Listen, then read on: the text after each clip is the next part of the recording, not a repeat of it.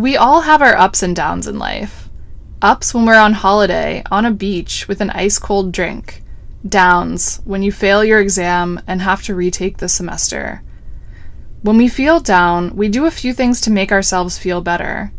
We may watch TV or find our friends, or we re-look at our situation in a different light and say, maybe there's an opportunity for something bigger.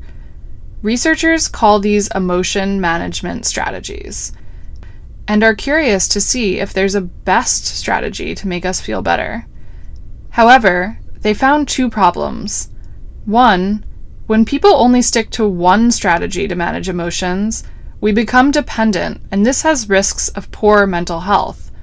Second, they found different strategies worked better depending on the situation, meaning there isn't a best strategy to manage emotions.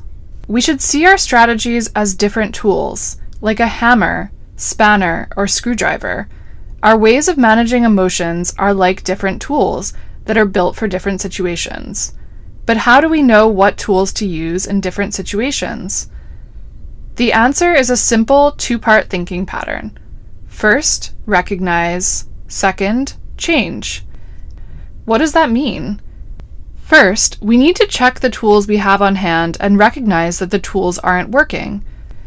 Recognizing is about taking a step back and realizing that we are struggling and that the methods we're using aren't the most helpful. Sound easy?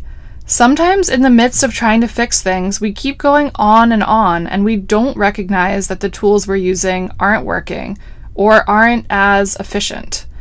Secondly, we change how we approach the situation. After we recognize that we seem to be struggling or having a difficult time, we should ask ourselves, what are some other ways to cope with this?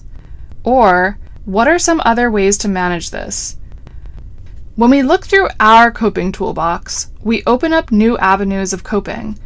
We explore other ways of making ourselves feel better, like doing yoga, or going for a jog, or approaching a different person who could give us better guidance.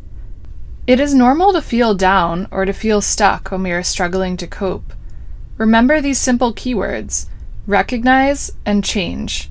First, recognize when we are struggling to cope or feeling down. Second, change our methods of coping. Ask ourselves, what else could I use to cope with this?